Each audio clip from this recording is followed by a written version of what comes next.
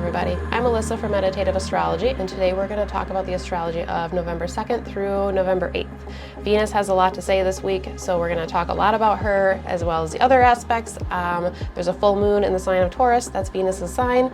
So yeah, a whole lot of Venus. Before we get into all of that, quick reminder to subscribe to the channel if you haven't already. That way you don't miss these weekly videos that come out Saturdays, nor will you miss the live meditations that happen here at 8:30 p.m. Eastern Time on Sunday evenings. I love the meditations because they give us a place to maybe look at the astrology in a little bit different way, or maybe a little bit more specifically guided way. And then we sit with the astrology. We sit with what's going on in our own lives, and we create conversations with the astrology that is around us, with the aspects, with the opportunities, with the questions and the reflections, all of it which is reflected within the sky. If you follow on Facebook and Instagram, then you'll see other posts that we have, like the weekly intention that comes out Friday. That's astrologically guided for the upcoming week. I like to give you that ahead of the weekly video that comes out, so that way you have it to sit with and contemplate while you work through the video, see how it speaks to you. And then you take all of that, you take your own reflections, your own contemplations, and we come together into a space of community and we meditate on it and we lean into those energies in very specific ways. So yeah, like, follow, subscribe on all of the things so we can walk through this astrological journey together. Let's go ahead and take a look at this week, shall we? We start out Sunday, November 2nd. With the moon in the sign of Pisces, and then the moon moves into the sign of Aries later on that day. If we go ahead and move forward into Monday, we have a square between Venus and Jupiter, and then we have a trine between Mars and Neptune. We've talked about these watery trines with Mercury moving through these spaces.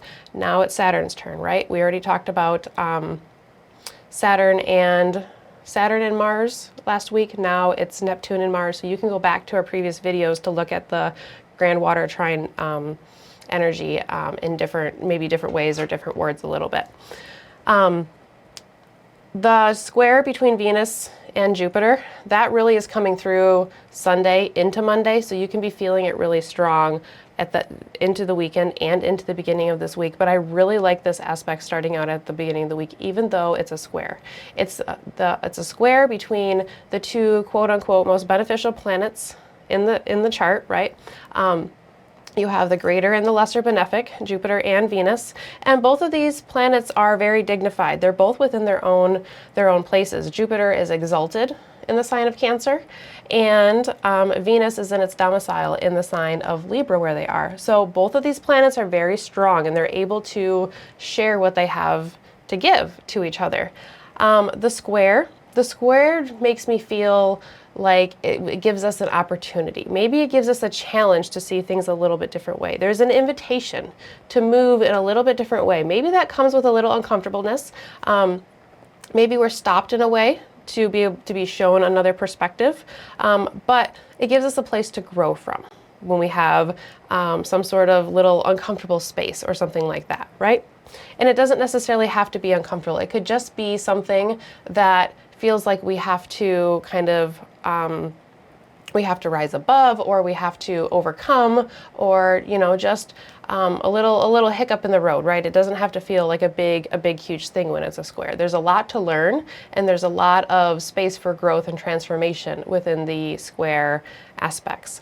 So this square between these two planets is speaking very much to the mental and the emotional spheres, right? So Libra is an air sign, Jupiter is in Cancer, which is a water sign. The water signs speak very much to the emotional body. In the sign of Cancer, we're thinking about the emotional connections and the emotional bonds of safety, of our origins and where we've come from, our own little space that we have, right? And the places that we've come from, we have our ancestry, we have our own personal history and the memory that comes with that, both the conscious and the unconscious memory that's there. We have the body, we have our health, we have our own personal being and our own personal vessel.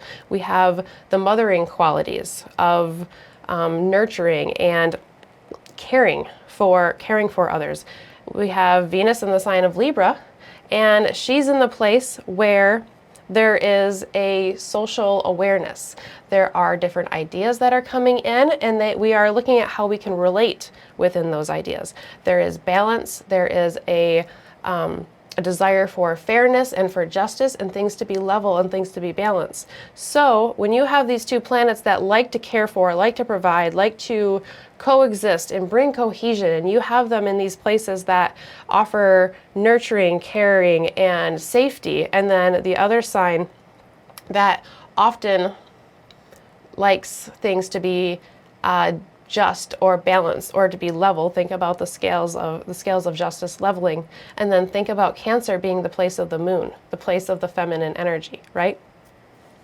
There's really a place, there's a space to really be able to want to express our own need for safety and our desire to feel like we are like everybody's on the same level. Everybody has what they need here, right? So even though it's a square, there's a space for us to want to learn, to be able to understand, to have some sort of maybe knowledge or wisdom or some sort of information that comes our way that allows us to coexist and to commingle and maybe solve problems together too. Because that square, if there's a difficulty or something to overcome, then these two planets want to work together, and they're in signs that in different ways like to work together from my perspective. So maybe there's a way that we can overcome a challenge together through relation, through family, through our different emotional connections that we have, and through our rational connections too. So maybe we are able to express the way we feel. Maybe we are able to share that through words confidently and feel like we are in a safe space to be able to do that. Venus is going to be moving from Libra into Scorpio this week. So she's going to be moving from her domicile into a place that is a little bit more difficult and into a place that is considered her detriment. So she's moving from an elevated place this week, where she's at right now, to a much more difficult space, right? I'm wondering, with her coming into this interaction with Jupiter, just before moving into that little bit more difficult space, if maybe there's some sort of spark of wisdom or information or some sort of helping, guiding tool that's coming through here in the beginning of the week that's going to help Venus move through this little bit more difficult place, help her move through the sign of Scorpio. And if there's something that's a little bit dark that comes up here, because Scorpio is considered to be the darkest place of the year, zodiacally speaking.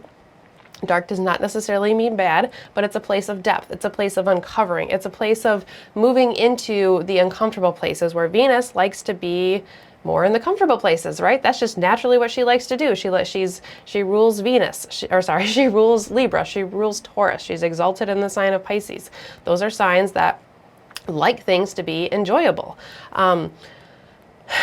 So I'm wondering if Jupiter is reminding Venus of her softness a little bit here with this aspect. Venus and Libra, although that's her domicile, that is her home place, she can be very much in the rational sphere, very much in the logical sphere in the sign of Libra. So maybe this watery Jupiter is going to bring Venus back down into that softness. Remember the caring, remember the connections, remember the watery connections. So remember where you came from. Remember our emotional connections rather than the mental portion of balancing information and resources and things like that.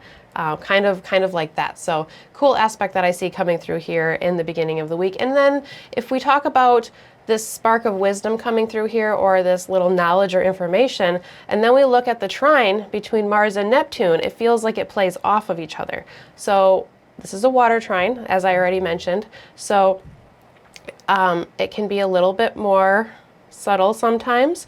Subtle because it flows, right? Water flows and water moves. So it's not like Earth, which is so hard and solid and just there. It's flexible, it's adaptable, and it can move. It moves and it finds a way, right? You think about water.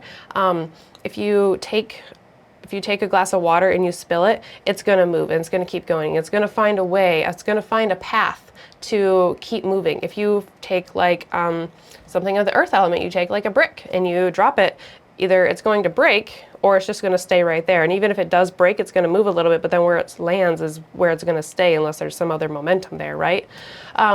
So water aspects and water in general can be very intuitive, very receptive, and very connective.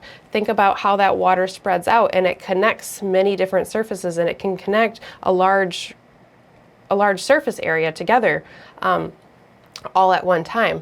Water has a lot to do, thinking about like going back to the sign of Cancer, water has a lot to do with our origins, where we've come from.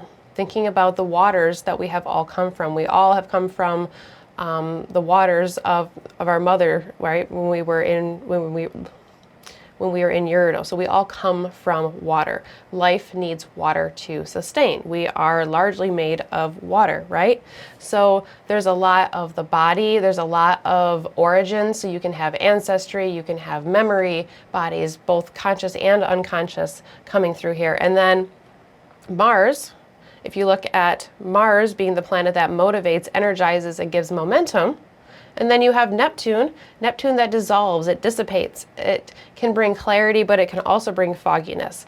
It can bring a sense of connection, but it can also bring a feeling of distance or a feeling of disconnection. And that disconnection or that distance can bring in a longing or desires, or it can bring us to a place where we want to feel fully connected. The way that Neptune connects you to things is it fully envelops you in that thing. So that's all that is in the focus, right? Whatever that thing is, for better or for worse. So if you bring all of these things together, the watery space, Mars that likes to move and brings momentum, and then Neptune, which brings either clarity or fogginess, and it can connect us very, very deeply to things. You find yourself in a space where we can feel very motivated to act on those things that we feel connected to. So acting on our beliefs, acting on our emotions, acting on things that have come up related to our background, our history, and our origins, our own personal origins, as far as like our span of our lifetime, our previous lives, but also our origins as far as where we came from, ancestry, our experiences that we've had, the conditionings that we all hold. We could be motivated to act or to explore what connects us emotionally, what connects us spiritually, and what connects us on a general connective level in all different ways. Neptune has retrograded from Aries into the sign of Pisces. We've talked about that in earlier videos. So I've talked about in other videos about how Neptune still has something to finish in the sign of Pisces, just like Saturn, which is why it has moved back there. There's an invitation to look at the sign of Pisces within our chart here one last time before these planets move forward.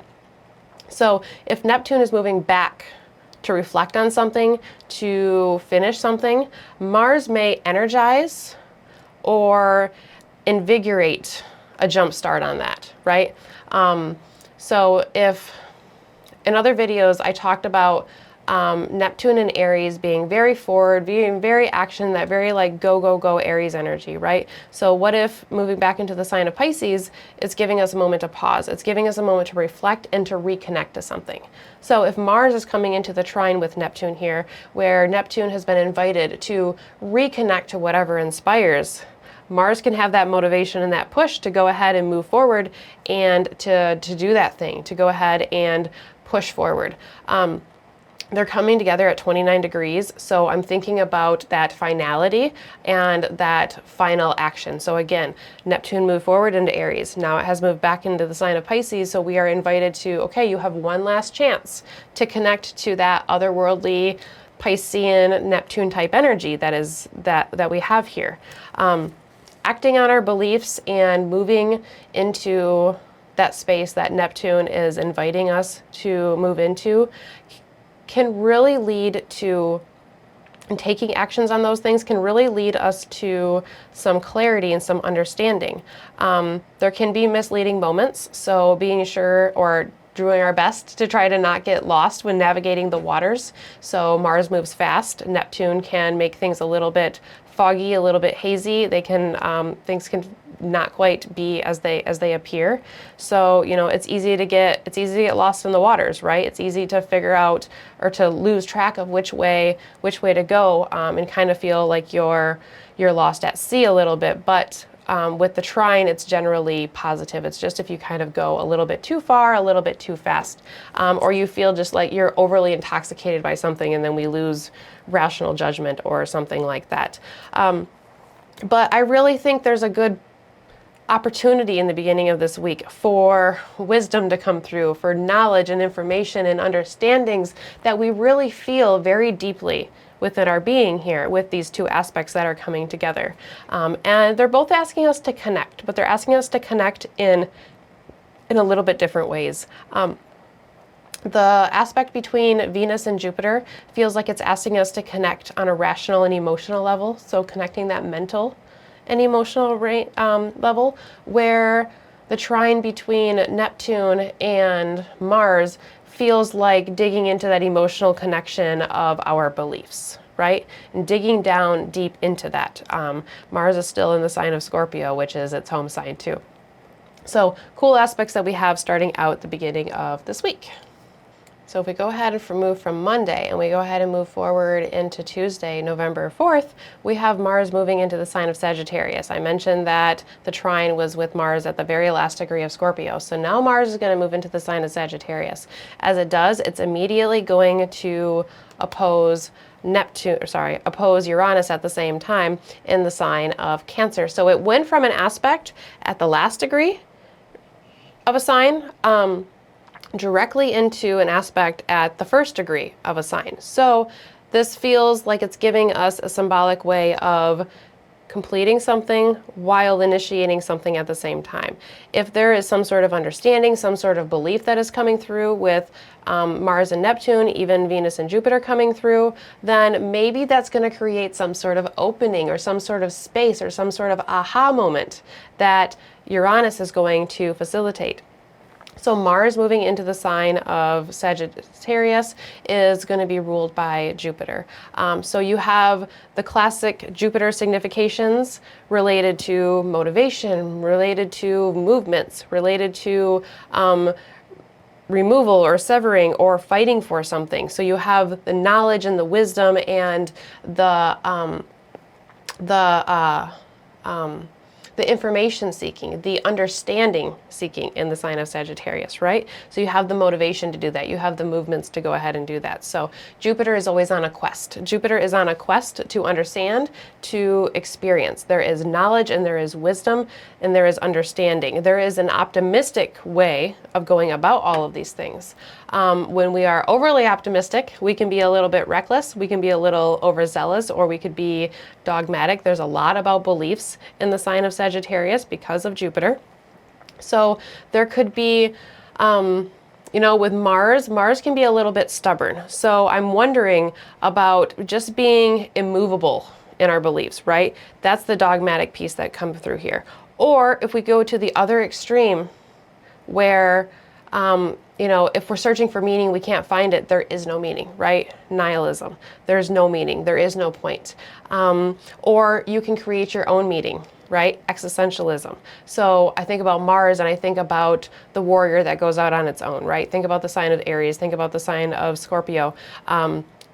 Mars has no problem blazing its own path and doing its own thing if that's the way it feels like it needs to go.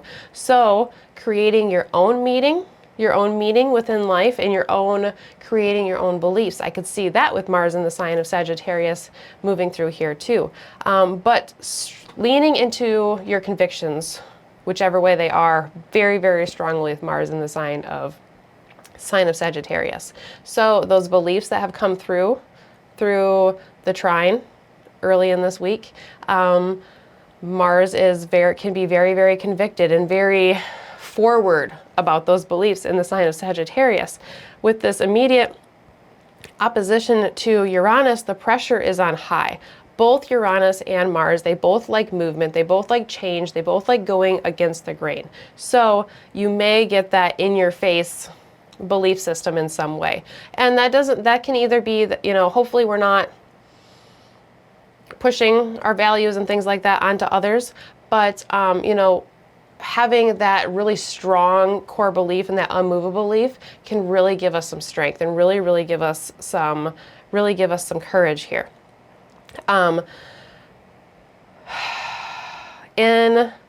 In these signs that these two planets are in, Sagittarius and Gemini, Jupiter and Mercury signs, there is a desire for information. Like I said, Sagittarius is on a quest for knowledge, and it's on a quest to understand and to experience and to learn.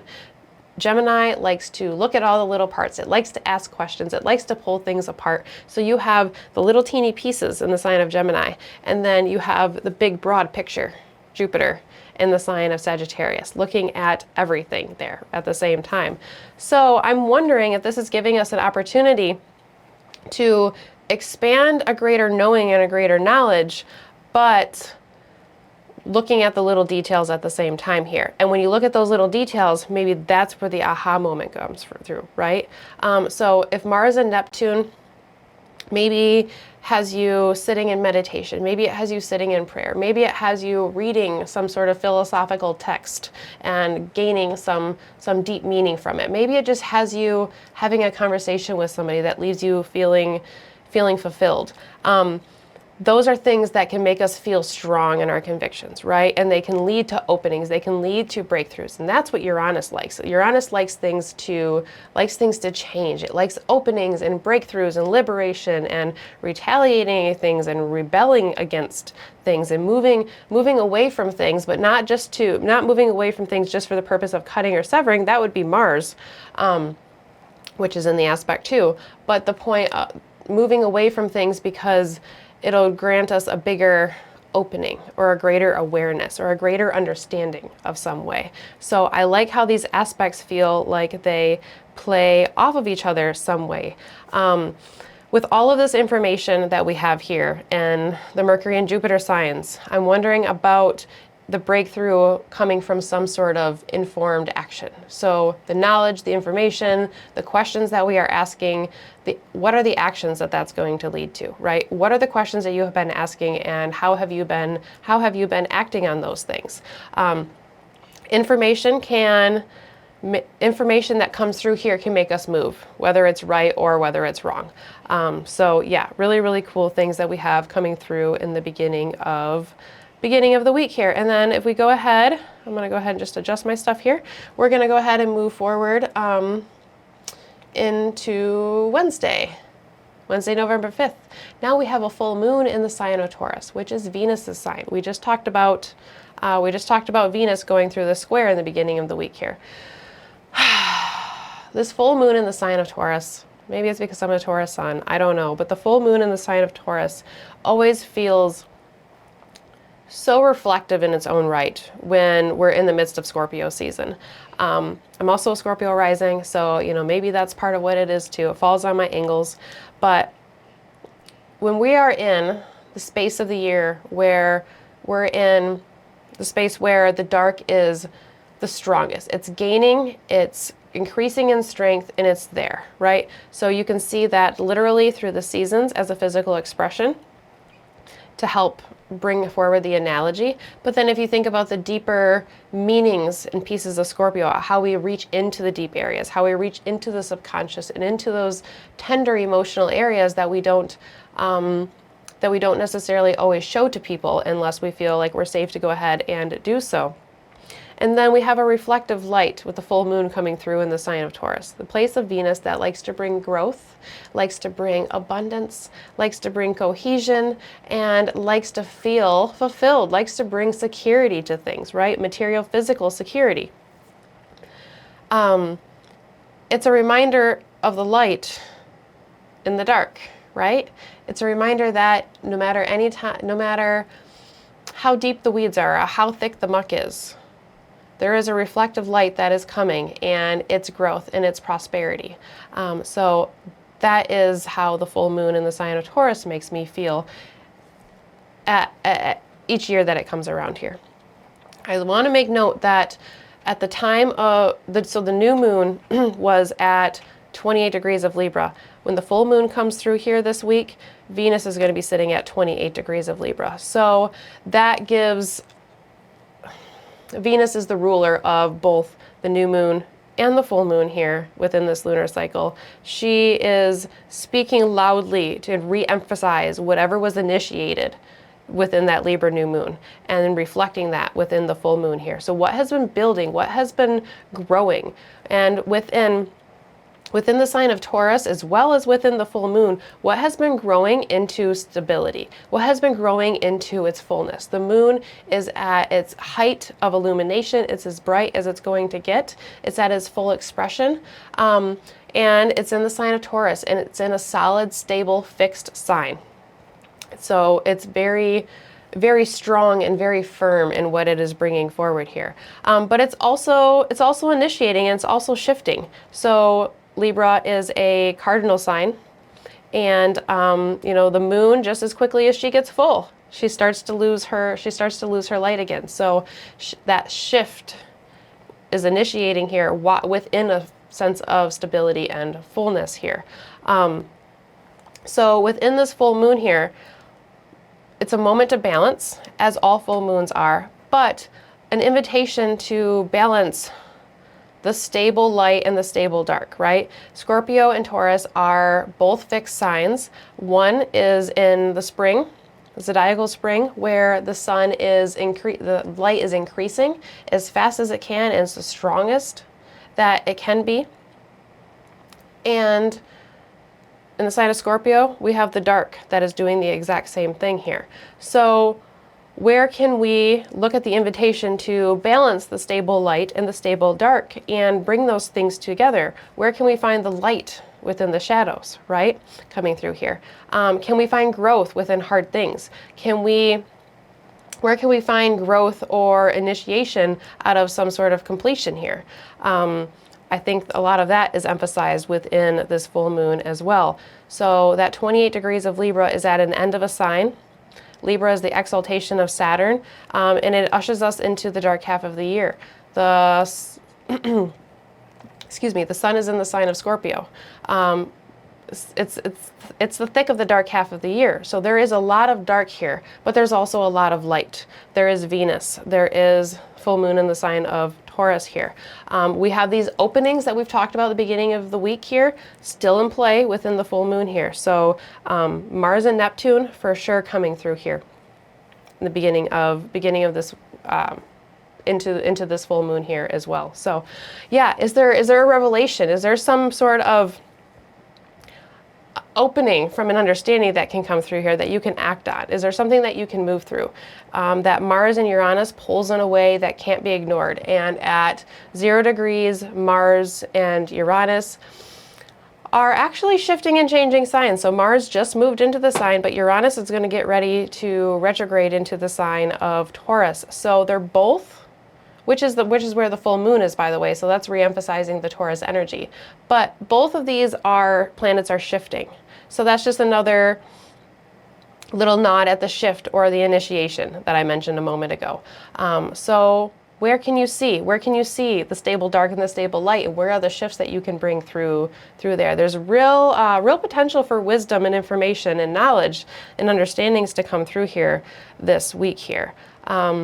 So there's our full moon on Wednesday. If we go ahead and move forward into Thursday here, we get Venus moving into the sign of Scorpio. So she's moving from her sign to her place of her detriment. It's Mars's sign, right? So Venus and Mars are considered to be natural opposites. If we think about Scorpio, we think about the depth, right? We think about Venus coming into that place. Venus likes to care for others. She likes to provide for. She likes things to be harmonized and to be balanced. But with the depth and with the dark and the Mars influence in the sign of Scorpio, she may be inclined to be very protective of herself and of others. You get that very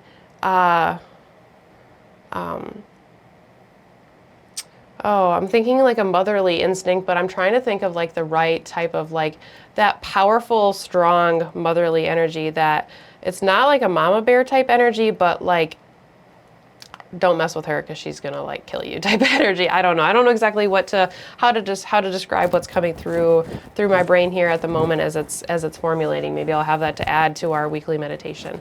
But the ability to see into those depths and the desire to weed through the details, right? The desire to understand what's in the depths and see what we can create from that, see what we can cultivate. Stepping into difficult spaces, maybe with a little bit of a softness and a little bit of tenderness here.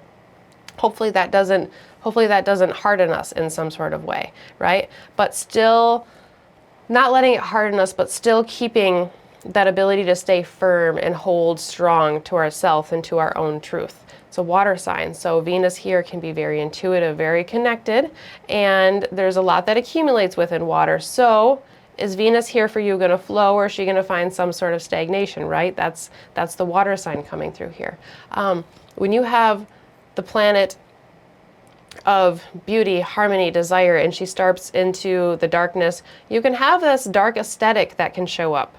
And we can find things desirable that maybe feel a little offbeat, or maybe we see things in a little bit different way. Like maybe there's something that is illuminated when Venus is in the sign of Scorpio that we hadn't quite seen. Some sort of desire, some sort of longing, something like that can definitely come through here. And then at the same time, we have Mars making a sextile to Pluto from the sign of Sagittarius. In the modern tradition, Pluto rules the sign of Scorpio, so this depth and this intensity that comes through the Venus qualities is extra emphasized with the Mars-Pluto sextile that we have going through here. So I'm wondering about with this sextile, I'm wondering about reaching into new heights by reaching into some sort of deep space, right? And this is Pluto in the sign of Aquarius. So reaching into new heights, both of these signs like to explore futuristically. And they both ask questions of how, and they both ask questions of why. So we have Jupiter, we have Saturn ruling these two planets. So we have paradigms, we have systems, we have the greater paradigms that rule our life and rule our world, and that we participate in. So when you're looking at that, there is motivation to question. There is a way to look for another way. Pluto in Aquarius is very, very innovative. I'm thinking with Mars being in Sagittarius, a fire sign, which can be very creative within its own right, and then Aquarius being a little bit unique within its mindset sometimes, because it can kind of step back to like this, 1,000-foot view and see a little bit more. I'm wondering about having an original and creative mindset here. So Saturn is not afraid to be a little bit different. Fire signs are not necessarily afraid to be a little bit different and stand out in their own way either. So can we do things another way? Can we add another level?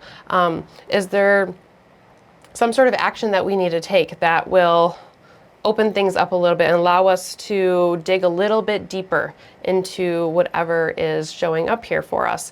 Again, really, I feel like this just ups the intensity of Mars moving into the sign of Scorpio because it happens at the same time. It's a sextile, so sometimes those can be subtle, but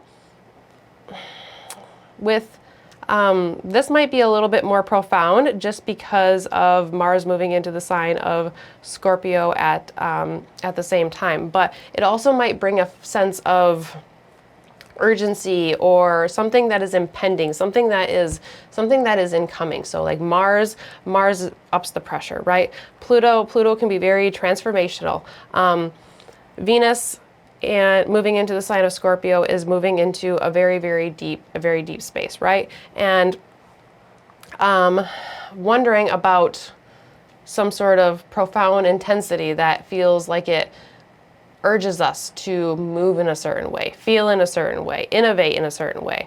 So again, there's a lot of room for a lot of breakthroughs and a lot of changes here this week. And then if we go ahead and move forward here into Friday, November 7th, the moon's in the sign of Gemini, and then we have Venus moving into the square with Pluto here. So just as she moves into the sign of Scorpio, Mars interacts with Pluto, and then Venus is going to interact with Pluto here. So upping the depth and the intensity here at the end of the week. The beginning of the week feels like it opens, feels like it connects, and then it makes space for us to dig down and dig deep within here, right? So that depth and that intensity of Venus Scorpio here is really given the challenge or the invitation to bring forward some sort of transformation. What is it that needs to be shown? Is there something unconscious? Is there something subconscious that needs to show itself? Is there when you have planets in aspect to Pluto, there can be a very deep-seated, empowering energy that can show up here.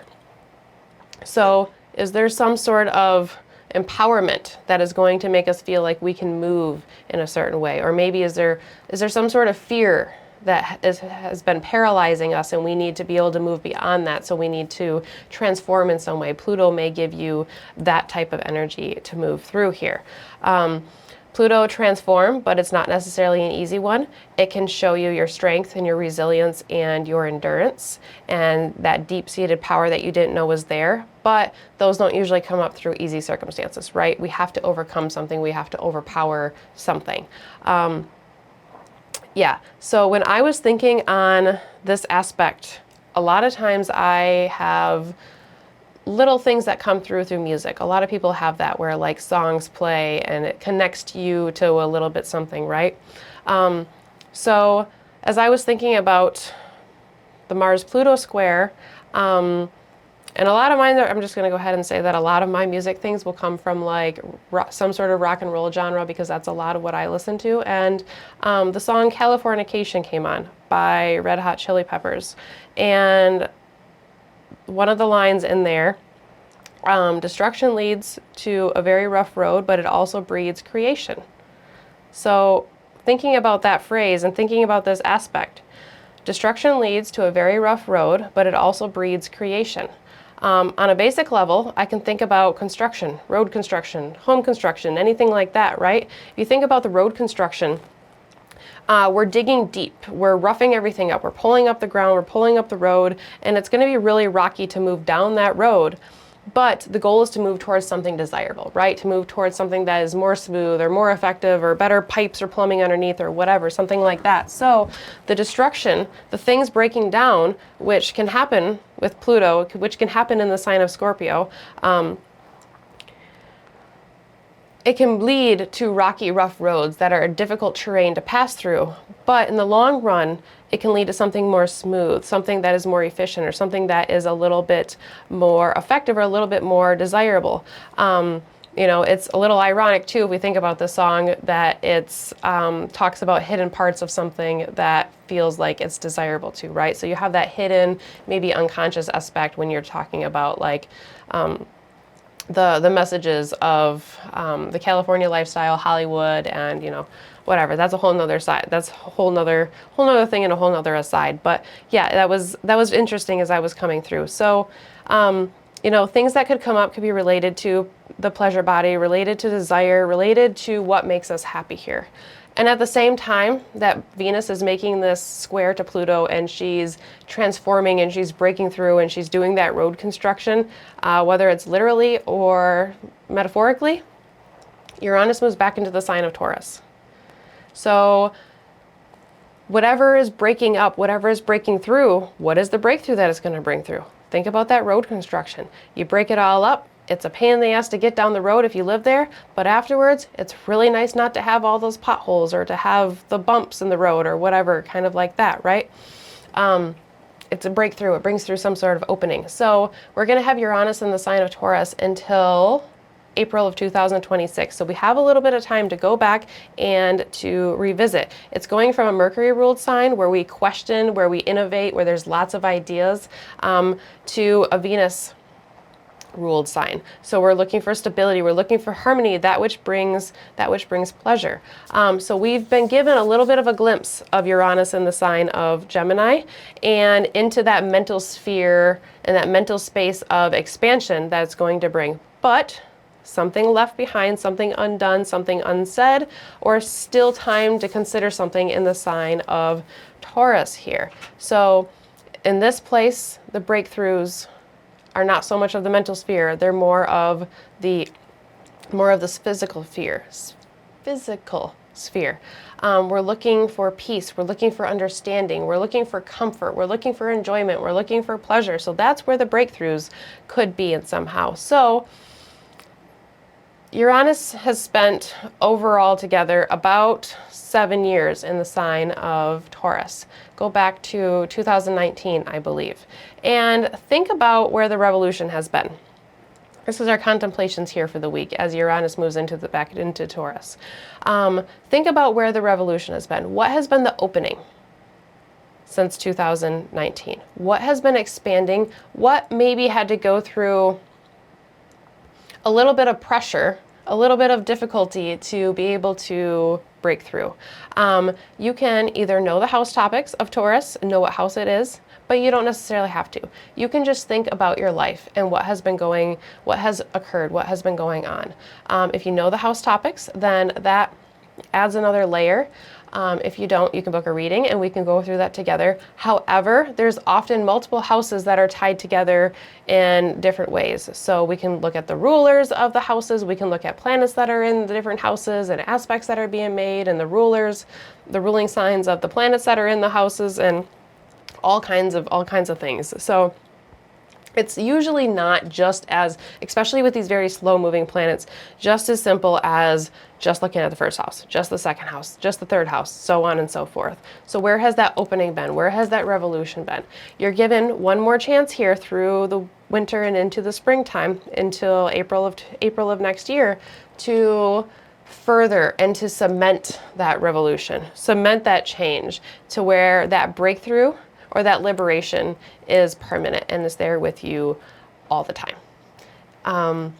And then we move forward into Saturday, November 8th, where we don't have any exact aspects. We're following the moon through Gemini in the sign of Cancer.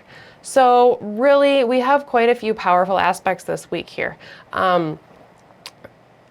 even aside from the full moon. So then Friday is where our aspects really finish for the week. If we go ahead and move forward into Saturday, November 8th, we can go ahead and follow the moon through Gemini into the sign of Cancer, where we started this week talking about Jupiter in the sign of Cancer.